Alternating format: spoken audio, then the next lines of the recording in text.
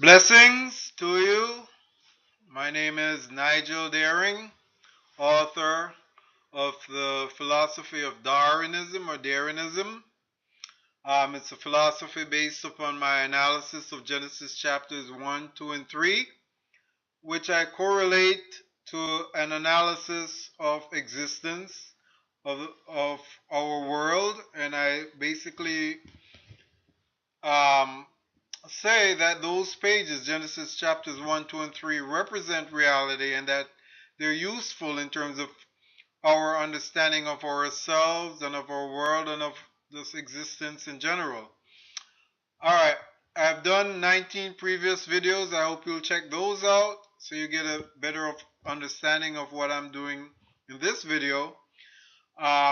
Also, my book that you're seeing in the background, Existence, God, Man, Society, and Nature, is available on Amazon.com. You can get it from there. You can type in my name, Nigel Daring, and you'll see 16 books. 16 books at this particular point. You can pick that book, Existence, God, Man, Society, and Nature, or any other book. All right. Today, or just as, again as a caution, which I've been doing in my previous videos, just as a caution, just in case it happens. Sometimes I'm recording this in front of my computer. Sometimes my computer does have this rude way of just abruptly ending a slide while I'm in the middle of discussion and just skipping to the next slide. If that happens, I won't go back to the previous slide and re-record. What I'll do is just finish my thought on while I'm on the current slide, and then finish my thought on the previous slide, and then get to the current slide that I'm on. All right. Today we're gonna get into what I call tied states of being. Sort of bouncing off what we did last time in terms of good and evil mindsets.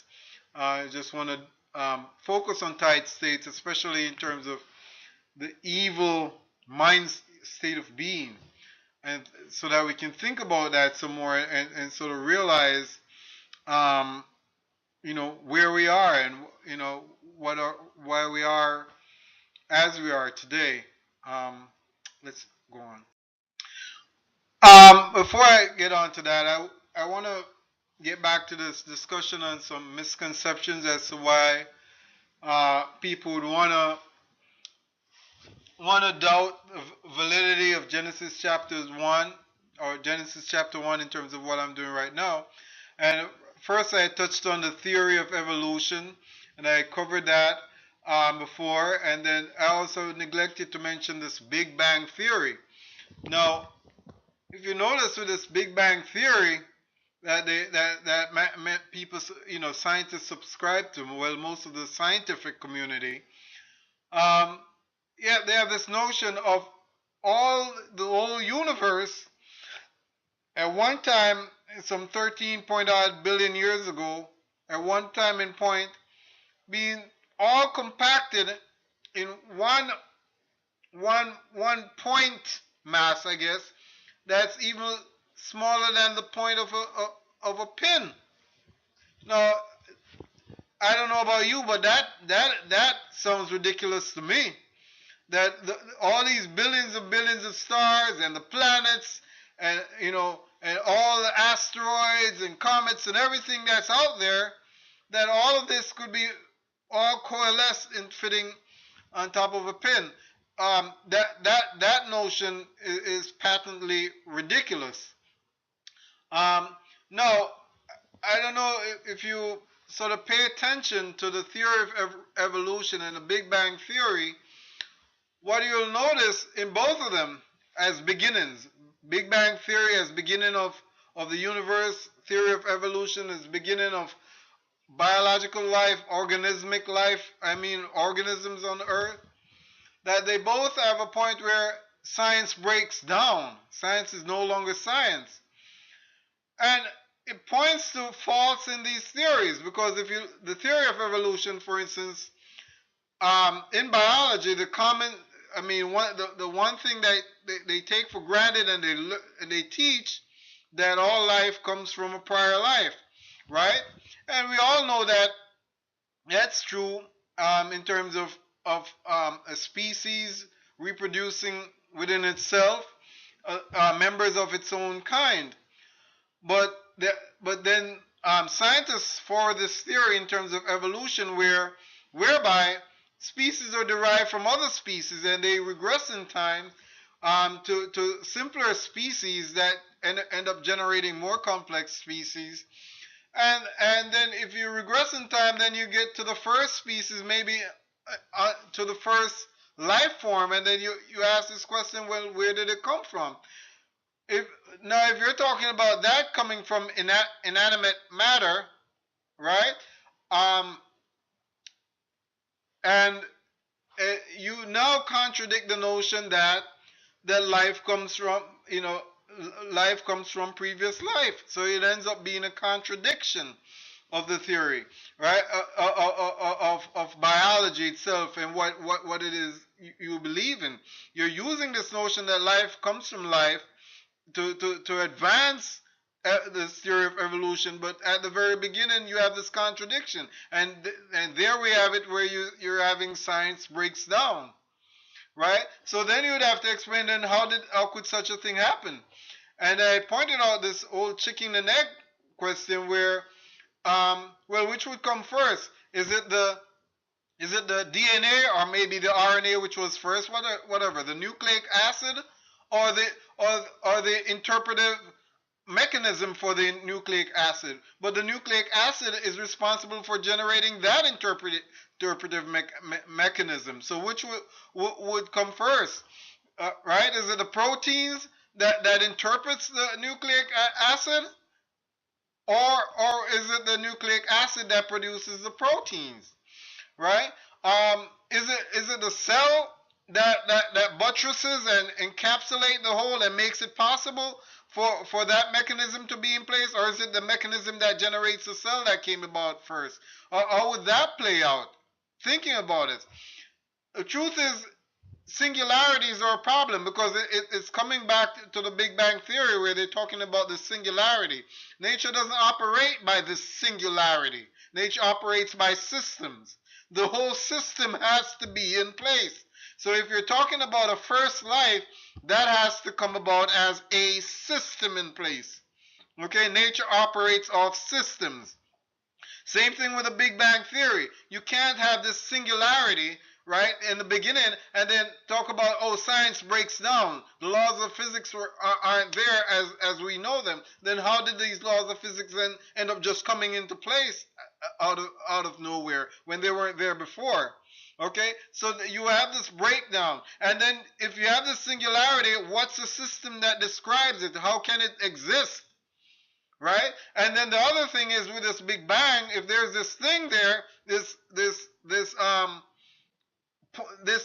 point mass that's even less than the point of a pin that has the whole universe in it, you'd have to explain where did it come from, what was there before, how can it function in any kind of systematic way, and how did it why did it even explode if into this whole universe, when if the normal state of things is to spread apart, how did it come together even in the first place, right? This is where you're getting these confusion and contradictory statements from the scientific community, because the obvious answer is God established everything. Okay, you're actually studying what God made. What it is you're studying isn't contradicting the notion of a deity, right? It is actually verifying it. You just have to realize and see it and cite it yourself. This is what God made, and that's how God made it to be. All right, let's just move on. I just wanted to point out this thing in terms of these contradictions and these inconsistencies in science. And if you sort of look at energy, for instance, energy as a definition, right? Well, energy in science is defined as the ability to do work. And usually when they say that, if they're going to teach science in high school and college, they start out with Newtonian mechanics, and it works. Like energy is the ability to do work. Notice the operative word is ability. It is this ability. Now, whenever you speak of ability, you also have to speak of what possesses the ability. Now, there's a subtle thing that goes on, because in Newtonian mechanics, when you're talking about the ability, you're usually talking about an object or something that possesses this ability to to to to um to to do, to do work, which is some force applied to it over some distance, right? Now, when you get into quantum theory, right, and quantum mechanics, and you're getting into the standard model, and you're getting into the subatomic world, energy, the definition of energy subtly changes. It's not the energy isn't the ability anymore. Energy becomes the thing, right? It, right. So energy, they're calling it, these particles. They have these particles that they call energy particles. The gluons or the photons or the W and Z bosons. They call them right. That are mediators of force. They're calling them energy particles. Now, so they're making energy the thing. This is an inconsistency in the analysis. Energy then becomes this nebulous term. Okay, it changes from ability to at some when we're analyzing the world in terms of Newtonian mechanics, and on average, even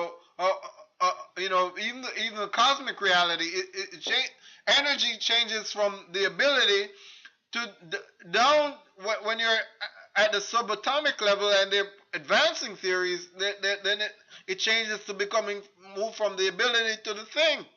That's an inconsistency. No, now that's why you sort of have this difficulty in sort of analyzing the universe at the subatomic level and at the grand scale, at the cosmic level, where you're having these theories that are meshing with the theory of general relativity that can't explain the subatomic world, right? And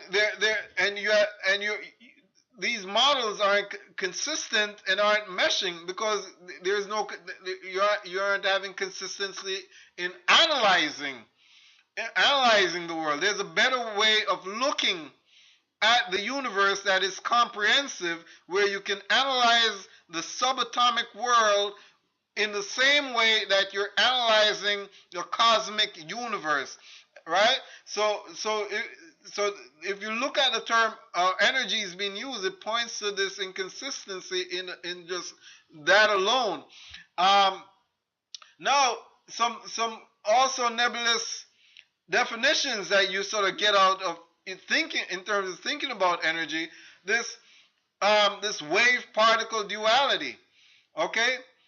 In terms of talking about light and electrons, and they might even extend it to just matter in general. You can't have it to be both. You can't have something being a wave and a particle at the same time. Okay? Wave is a pattern. It has to be a wave is a pattern in something. Okay? A particle is a definite thing that exists. Right? The particle cannot be the wave. So you can't have light, for instance, being described as both a wave and a particle. It is either or either. Electron cannot be a wave and a particle. The wave is a pattern. You have to say the pattern in what? Whether it's a moving pattern in a medium, right? But you can't have a wave in a vacuum, because that's an emptiness. It doesn't make sense.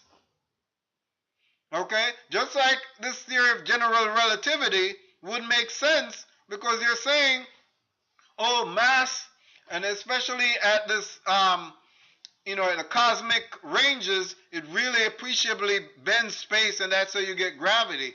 Well, if space is nothing, there's nothing there, how can it be bent? It doesn't make sense. right? So there's another way of looking at reality that man hasn't come up on, and it could account reasonably for all the observations, but at this particular juncture, the way that reality is being analyzed, it is not accurate. Okay? Why is there a problem? First of all, this thing of nonsense making sense, right?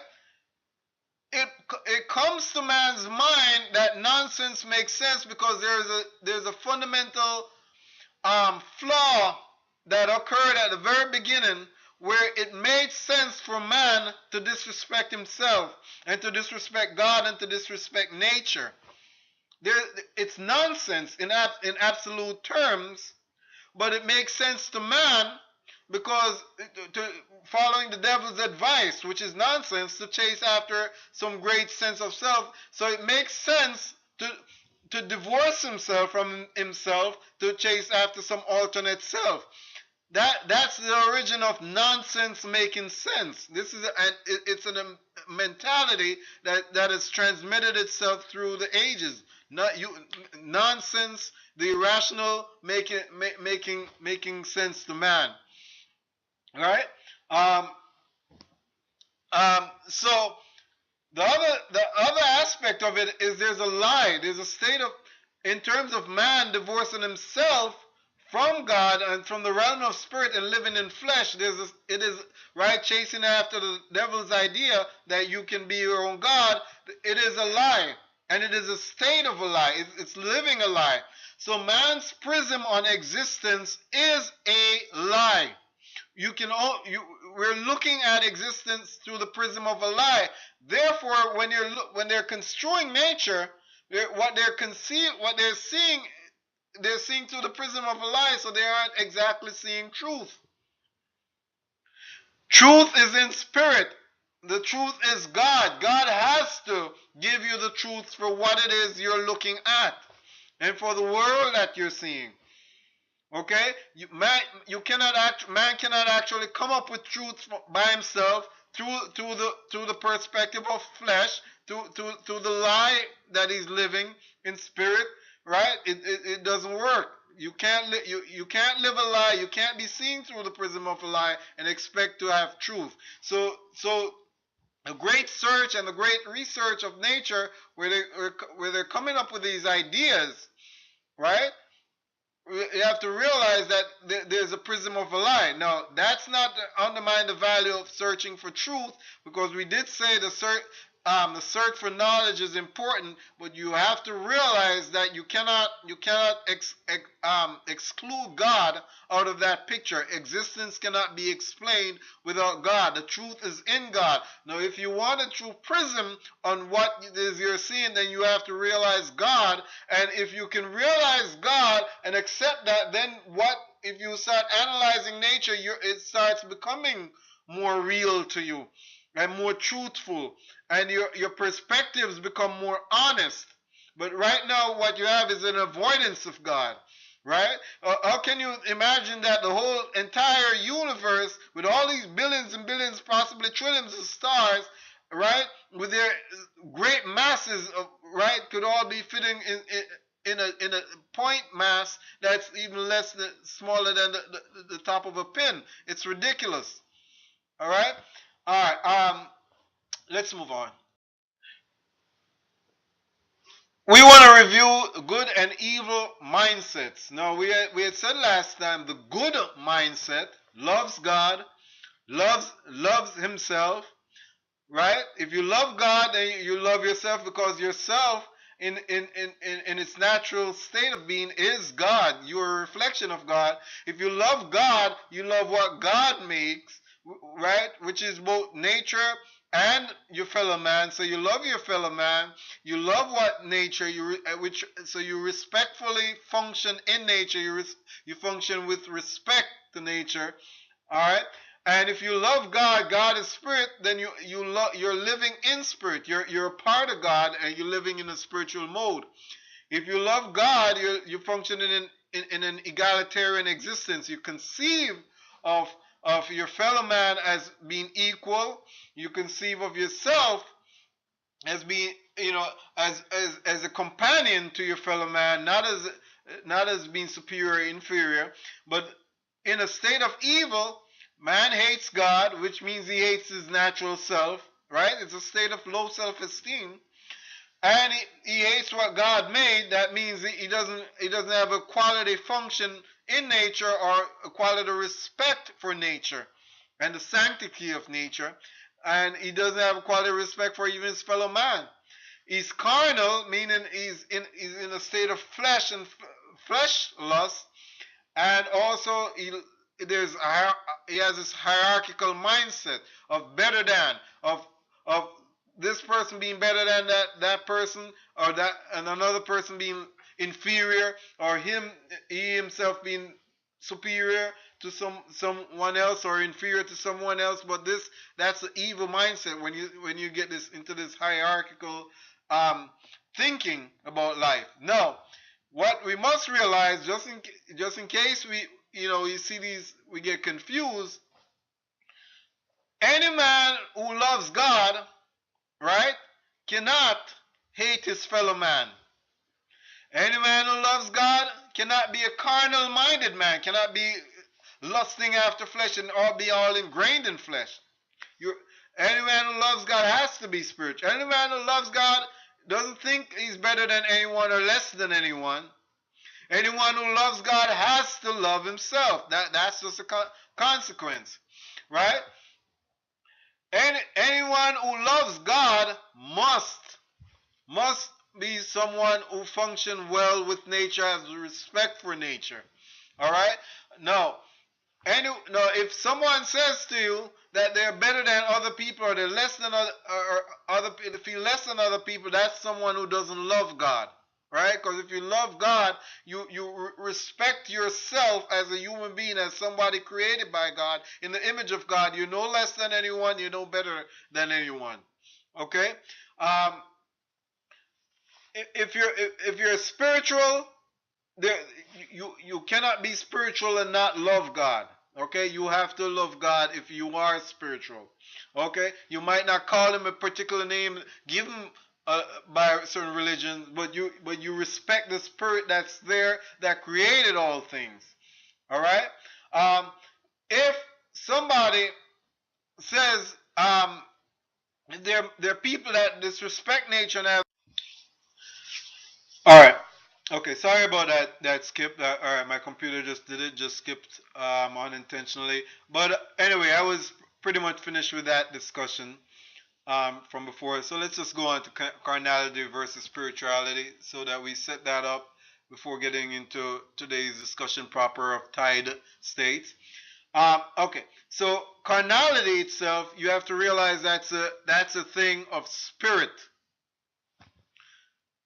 By us having flesh, it doesn't mean that we necessarily have to be carnal. That's a choice that we make, and that's a spiritual choice. That's a choice in the consciousness of our spirit, in our spirit. The other animals, they're not carnal. They have a body. They have no spirit, so they cannot become carnal beings. They just function by the spirit. But we, having this choice, we can decide in spirit to become carnal or not. So carnality itself is a spiritual thing. So by us living in flesh, that's a spiritual choice. Spirituality is also spiritual, and it's a choice to live in a state of spirit rather than focus on flesh. So what does carnality translate to? It translates to lustful brain, right? If you're lusting after your flesh and spirit, that reflects in your body. So your body, you start being lustful. And addictive behavior, addictive sexual behavior, but it doesn't have to be that. It could be addiction in general, because you're attuned to flesh in your carnality, and you're aware of its desires. You're aware that also that in your carnality, that you're experiencing the darkness and gloom within, from your disconnected from God, from your disconnect from God. So you get to this addictive behavior.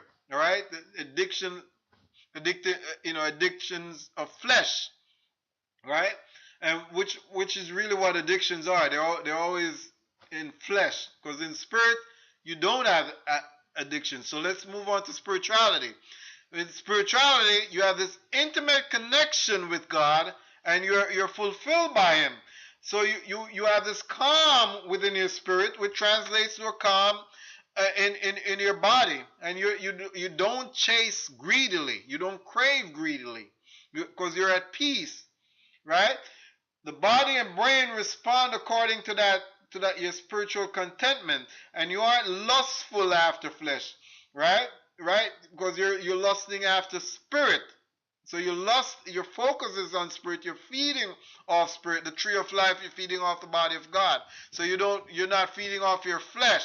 And so you can become respectful of yourself and your interaction with another person, because you're not lusting after your flesh. Your interaction with another person becomes interaction in spirit, because your mode of operation is spiritual. So you can connect to somebody else in spirit, and also by the very fact that you're connected to God in spirit, you're connected to all nature and connected to all beings also in spirit. So you communicate through spirit.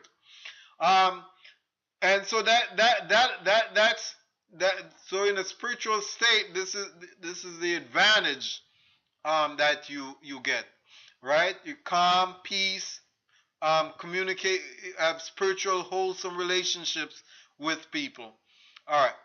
Now, that's not to say that if you're spiritual minded, you can't have a sexual relationship with someone that you have a spiritual bond with, but that sexual relationship comes in context of that spirituality. So it becomes a natural, organic, um, proper, moral. All right. Now, let's get on to greed. Now, what you must realize in this ego trip that Adam sets himself on, and which he's given us, and that mankind has engaged on, is that it sets man in this perennial chase for greatness, perennial chase for God's glory, right? Why is that? Because God is infinite, and what God possesses is his abilities, his knowledge, his being is infinite. So man is chasing after that greatness, that glory, and he constantly has to expand himself to try to get to his godlike state. So that's where you have this. The chase for greatness is a continual one. What it points to is greed. That's the origin of greed in human existence, where we get this notion of greed, where we're constantly chasing and chasing and chasing.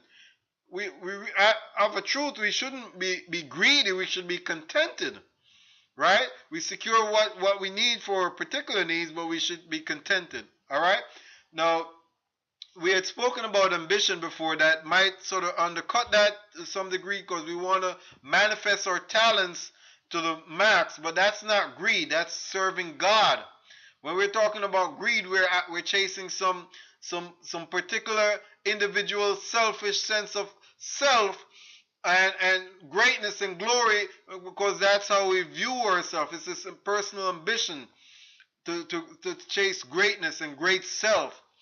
All right. Now, with that chase, with that greed, we have these tied states. They're tied. The shame, carnality, hierarchy.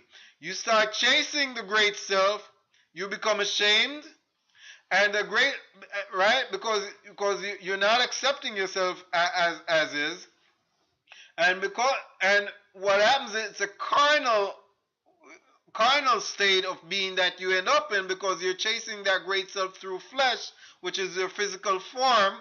So you end up being a carnal being, because you're taking on flesh for identity to have this great sense of self. Now, what also comes into place, because the search for greatness is a perennial one, a continuous and ongoing one. There's no stopping for it, because what happens is you see yourself as getting better and better and better the closer you are to godlike status. That sets up a mindset of a hierarchy, of being superior, of superior states of being. And if there's superior states of being, you have to be aware of the inferior state of being. And the most inferior state of being, that bottoms out is your natural self, the self that you're trying to distance from, which is your divine self, chasing your own divinity. And the further you see yourself away from it, you see yourself as getting better. So there's this notion of hierarchy that comes in. So shame, carnality, and hierarchy goes together. Now, the body, what happens in this carnality, the body mirrors the spirit while it's absorbing it.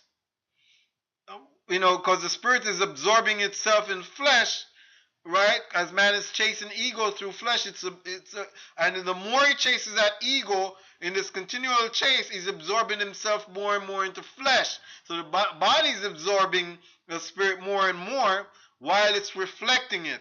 So the body shadows as it is being used. It is shadowing what's going on in spirit. What happens is, of course, is as the more and more you move yourself away from yourself, the more and more insecure you get, and the body is reflecting that insecurity more and more. So as you're absorbing yourself into your body more and more, you're absorbing that insecurity into your being. So your insecurity becomes compounded. All right. Now, this notion of better, of course, it fosters greed, and it's a notion that affects body, because you look at your body, you're ashamed of your body, right? Because you're thinking in reflection of your spirit, your thought becomes that your body is incomplete as it is in spirit. And also because you're self-consciously examining your body, you're going to find its incompleteness. And so this notion of better, it applies to the body, because then you're going to want to improve the body and change it to become something other than what nature gives it. Because remember, you are ashamed of your natural state. That's the idea, or the consequence of the idea that the devil imparted in man's mind. That you chase for something better, therefore you're ashamed of your natural state. The notion of getting better also affects man's society that he creates, because he's going to create a society with this hierarchy. So because he has hierarchy within his mind and within his state of being, the society that he creates is going to have hierarchy, where you have those who are better than others, the notion of some being better than others, and some even being more better, and you get different classes occurring. All right, so you have hierarchy. This notion of better also affects nature around, because man looks at nature as somewhat inadequate, as somewhat nature scorns nature as he scorns his own natural self. So therefore he wants nature to be better. He wants to improve it and change it. And matter of fact, that's why he creates his own world, because his own world is to be better. That's one of the reasons why he creates his own world. Part of it is fear, but the other one is ego, where he wants to be his own God. But also this part of that is that idea that he can create something better than nature. He can't function in nature. Nature he can't feel himself ingrained in nature. He wants better. This notion of better. It affects nature. It affects society. It affects the body. Now, what we can look at now, what are these tide states? Let's look at more breadth to this, the tide states. We spoke of shame, carnality, hierarchy. We also, what's tied to that also? Ego, the false ego. What's tied to that also is the fear, which we mentioned before in some earlier. What's tied to that also is selfishness. It's man going for himself, distancing himself from God for his own personal sense of self, where he's thinking of himself now, not of being tied to God and all the creatures, and not of being tied to nature. It's about him and himself. It's about greed. That's also tied to this evil, to all these evil states, chasing after more and more. When you're in this evil state, all you want is more and more and more, and there's no real terminal point to that. Now, this is all, of course, allied to insecurity and self-consciousness. Right? Because that's the root of man's evil, is insecurity about himself, which translates to self-consciousness about who he is, and the need to chase for better, and the need to use flesh, and the need to be about himself and all about himself, and not about nature, and not about others, and comprehensive humanity that's involved. He divorces himself from all humanity, and he's about self, about protecting his own welfare, and magnifying himself, and glorifying his ego, and going for more and more and more. All right? Okay, let's move on. Now, I just want to read the summary. I just have part of it here, and it's from note 1 in the first chapter. All right? Let me read it. So I'm just going to read that out to you, and we'll just conclude with that. And it sort of basically captures what we've been talking about thus far. All right. Carnality, and I want to read it just in case, because I probably left out some more discussions, things that I could have said, but reading this, you'll get more, out of the ideas that I'm putting forward in this philosophy of Darinism.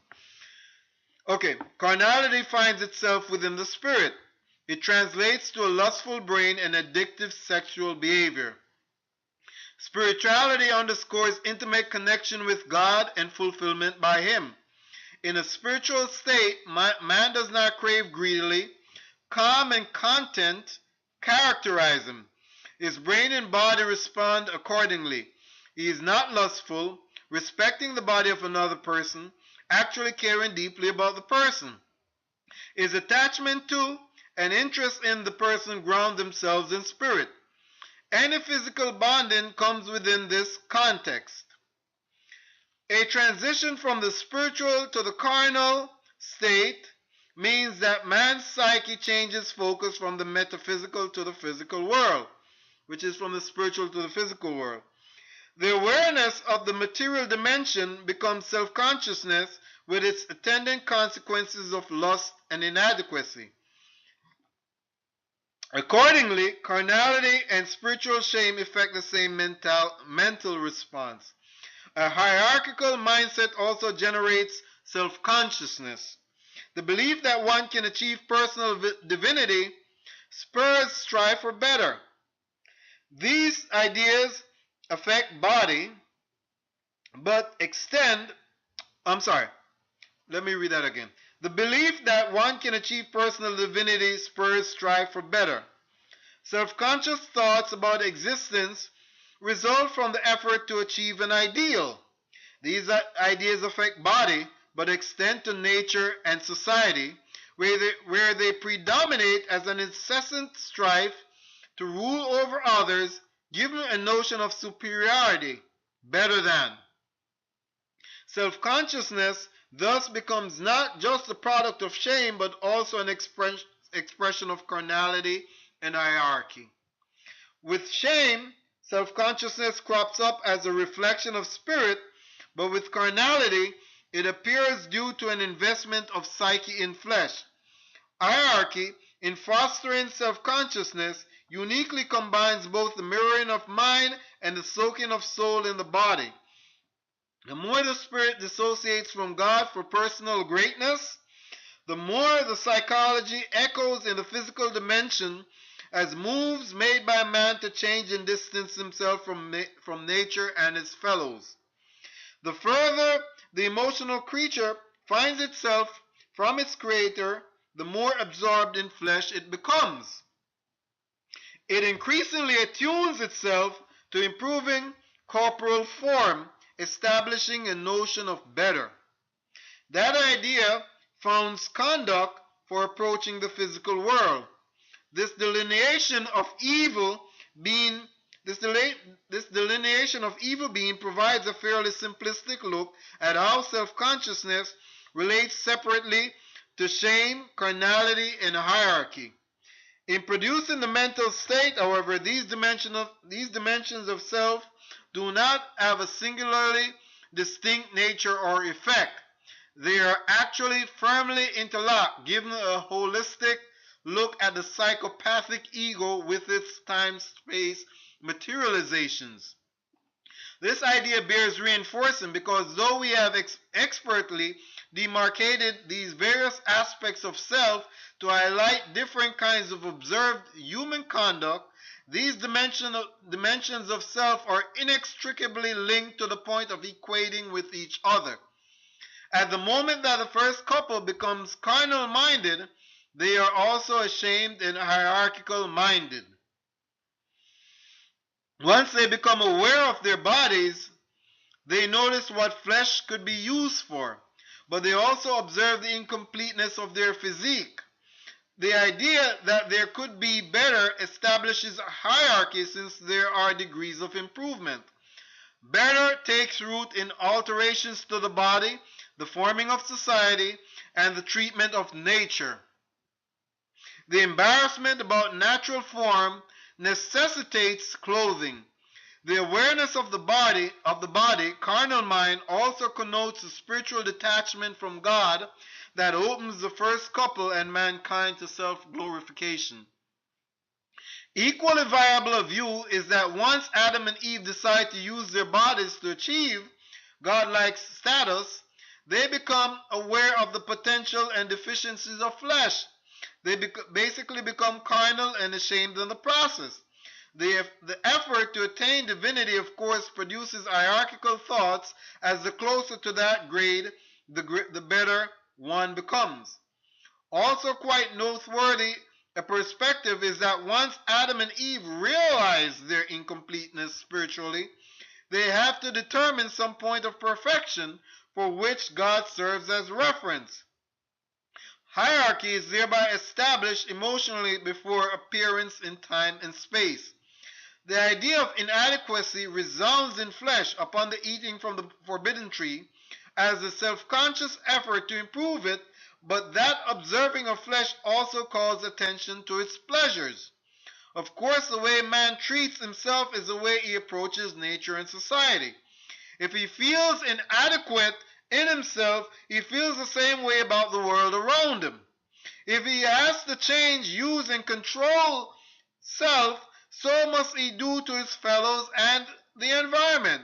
If he senses a better identity than what nature affords him, he has established a standard for addressing others. Better breeds hierarchy. That notion of better breeds hierarchy. Our point in this laborious discussion of the carnal, hierarchical, and ashamed dimensions of self is to have the reader, or is to have one resist the temptation to think of them as sequentially linked or possibly separable in the development of ego in evil, of the false ego.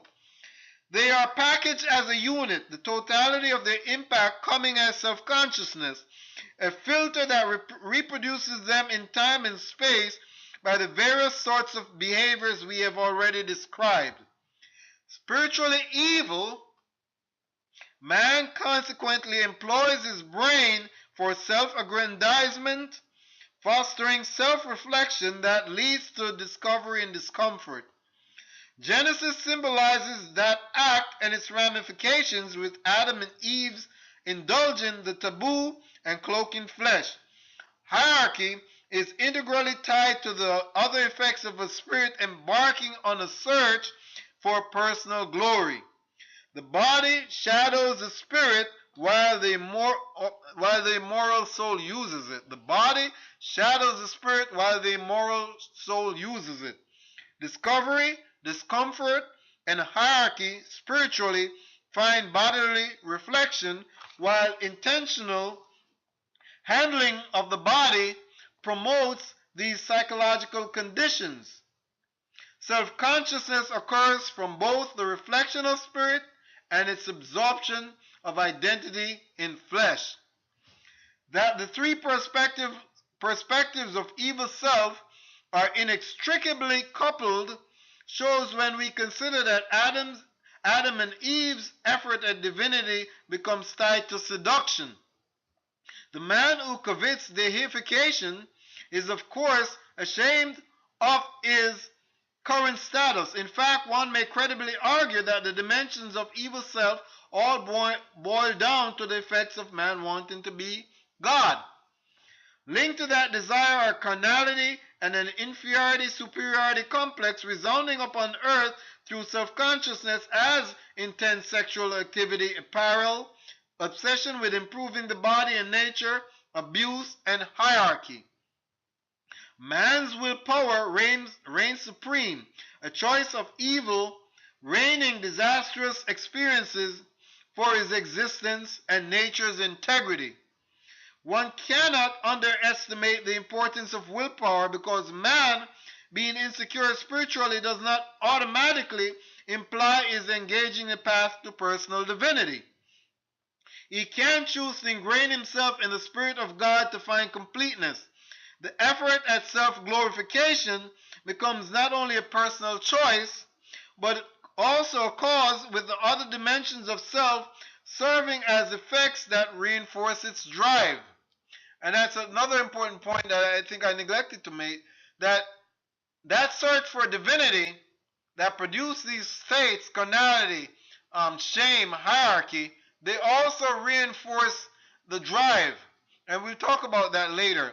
Reinforce the drive for divinity. So man becomes locked in this evil web, in this of chasing divinity, and you have carnality, hierarchy, and shame and selfishness and all these other linked states, and they also help to force the chase for reinforce the chase for divinity. Again, man is not simply behavioral. Remember also, God gives him a potential weakness to which his response bears relevance for his existence.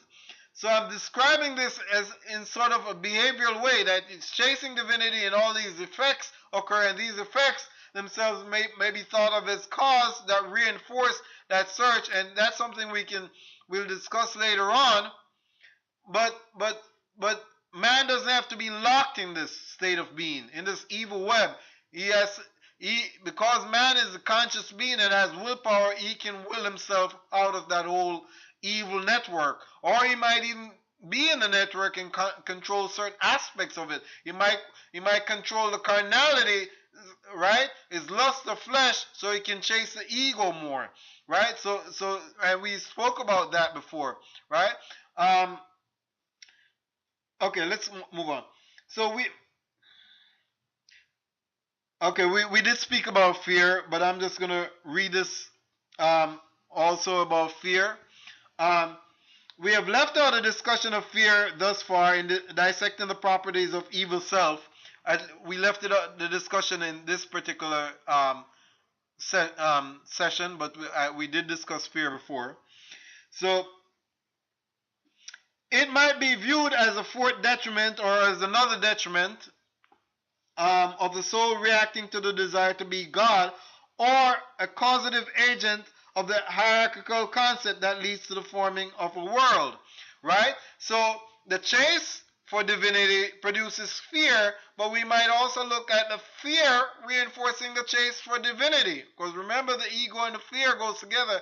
We had said that together already. So the chase for divinity produces effects that ends up reinforcing the chase, right? So by man wanting to establish a world of his own, right, the fear also of that outside of nature also reinforce that desire for him to have a world of his own, the fear of what that world is.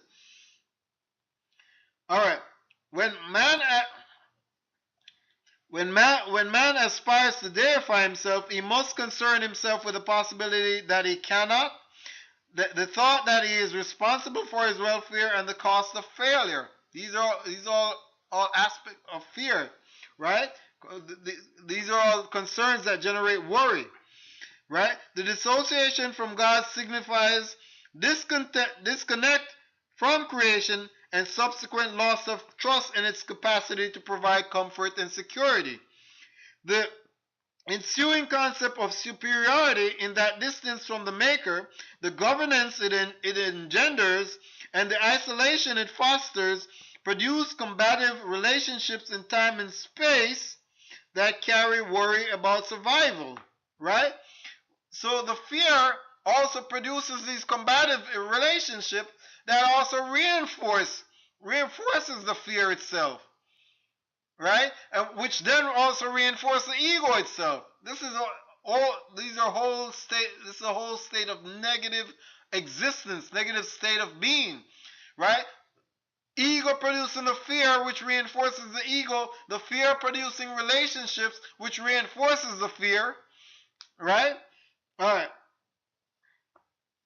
Fear itself may be said to contribute to hierarchy, since suspicion of the other breeds worry and contempt to the extent of subjugation. So fear produces an hierarchy, right? Fear produces contempt. Fear contribute to suspicion of others, and which breeds worry and the to the reads worry about them to the point of wanting to subjugate them and and and and, and reduce them, control them. So that reinforces this notion of hierarchy. The fear reinforcing the hierarchy, which is also connected to the ego. All right. The man who rejects God to be God, or who distrusts the world in which he is situated, agonizes over physical endurance because he must achieve his goal through the body. Remember, it's through the body that man wants to achieve this ego, so he has to fear for the physical well-being of the body.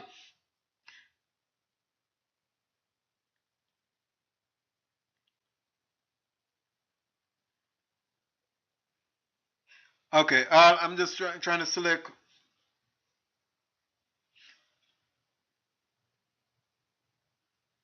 All right. Now, Genesis chapter 3 points to fear as an effect of evil self, captured in Adam's response to God's call in verse 10. I was afraid because I was naked and I hid myself.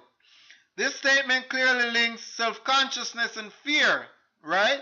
Reveals that Adam lived devoid of either mental or psychological state before sinning, and visualizes the utter lunacy of self-consciousness when it presents Adam hiding his body from its maker in embarrassment, right? Other than that statement about the lunacy of hiding from your own maker who knows everything about you, all right, or spiritually, physically, it is this idea that Adam never knew fear before his sin. He never knew self-consciousness before the sin, but also that fear and self-consciousness are inextricably linked. Fear and shame are inextricably linked just by that statement. God promised Adam that he would surely die if he partakes of the tree of knowledge of good and evil, yet after eating from it, Adam never dies physically, nor does God kill his body. Rather, he details a harsh existence to follow. The death that God referred to must have been the self-consciousness and the fear that Adam exhibits, right? No, the death is spiritual and lies in the tormented existence that Adam would be embarking on. Because God did detail a harsh existence after Adam's sin, unlike the relaxed lifestyle that he intended for them. Right? So that's part of the death, right? We spoke about death as being in spirit, the insecurity, right? The self-consciousness, and also death being disconnected from the tree of life and being barred from heaven by the cherubims, spiritually being barred. So that's the spiritual aspect.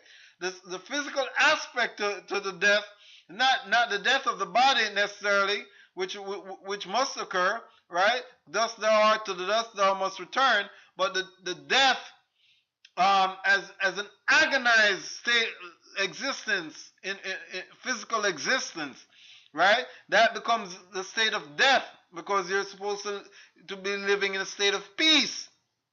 All right. Um, Thus, with Adam's ambition to greatness comes consequences of hierarchy, shame, carnality, and fear, states of being that define him spiritually evil, tormented, and in effect dead. His physical existence becomes a harsh reality. In a spiritual state, now we didn't mention much about the spiritual state, but you realize it's the opposite. In a spiritual state, man is God focused. He has a body that he treats with respect to that relationship. It becomes a proud gift of God. It does not become noticed for alteration and utility, though it is not ignored. So your body is there, you respect it, you treat it well, but you don't focus on it and become obsessed with it and self-conscious about it. The decency of moral bounds conscribes its equitable desires. The desires of flesh are there, but you don't. They don't become intense because you're not focused on them. And in addition, you're not distanced from God, so your physical desires don't become your reality. Um, you, and and you also, because they don't control you, your desires aren't such um, overwhelming factor in your life as to control it. You can operate within moral bounds as to what it is that you want to do and have your desires operate within those bounds. Um, the spiritual states produces effects that completely contrast with the carnal state, right? So we spoke about the shame, the carnality, the hierarchy, the ego, the fear, the selfishness, the greed. The spiritual state gives you the opposite. In a spiritual state, you're not ashamed. You're secure in yourself. You're not carnal. You're spiritual. You're not seeing yourself as better than anyone. You're seeing yourself on an equal plane with everybody. All human beings are equal, equally deserving. Your fellow human beings are your brothers and sisters. Your animals are your companions in nature. In a spiritual state, you don't have this false ego. You give God the glory. You don't chase personal glory for yourself. You're not fearful. You're not fearful of existence. You're living in a state of faith. Faith is opposite of fear. You're not worried. God is in control. He's going to take care of you. You're in spirit. You're having a relationship with him in spirit. You're not selfish. It's not all about you. It's about as an individual person. It's about humanity and serving greater humanity. All right. You're not greedy and chasing after things that you don't need to chase after. You're contented with what God gives you. What it is that you want to do is really express the gifts that he gives you. All right, your natural talent. Now, of note, we find that man has a natural yearning for divinity. He can either accept himself as part of that which already is or seek his own. Being an appendage of God, being in God's periphery, he finds himself good, but hunting godlike status sets him an evil being at odds with his creator. The effort depends on the use of the body, but the digression from God to an immersion of self in flesh, carnality, limits spirit to the shortcomings thereof. So by putting yourself by the evil man becoming flesh, conceiving of himself as a carnal being, he becomes defined by the limitations thereof. Right? So body dies, right? Because when the body is gone, the ego is there empty. There's nothing, right? The spirit is there empty of the basis for the ego.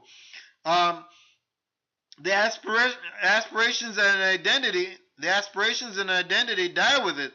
The soul that invests in it becomes lost of self in hell, devoid of comfort, relief, or fulfillment. So when man is outside of heaven spiritually, is not in heaven, and he wants this life in flesh, so he wants to make the material realm his heaven, and he's going to be his own God in the material realm.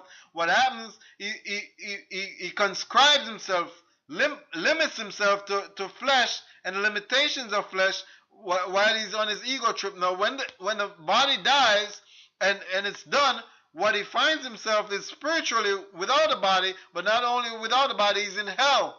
He's living in hell, and he's going to realize he's been living in hell the whole time that he's there chasing this ego, right? He's been outside of heaven, and God is going to keep him there because that's what he wanted. He didn't want to serve him. All right. If man absorbs himself in the Spirit of God, however, the passing of flesh becomes insignificant.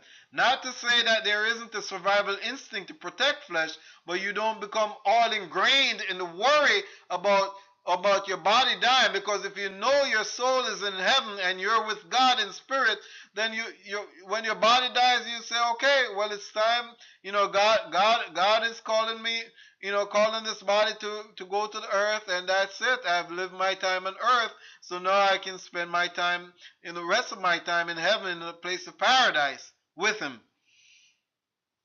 All right. Now, so so the body, then if you're evil and you're making flesh and the material realm your existence, you become limited by what the body is. And as God said unto Adam, dust thou art, to the dust that you return, because you've made yourself that identity of flesh. When the flesh dies, then you're gone. Your identity is gone with that also. All right, well, that's all we'll do for today. Thanks for joining me. I hope you'll check out my other videos. Subscribe to my YouTube channel. Like this video, share it. Tell your friends and family about it, and let's spread this philosophy of Darinism, so that so we can get another understanding of reality and an appreciation of Genesis chapters 1, 2, and 3, and of the Bible in general, and and learn from those pages so that we ourselves can improve ourselves personally and improve our world. All right. Thank you. Take care. Until next time. Bye-bye.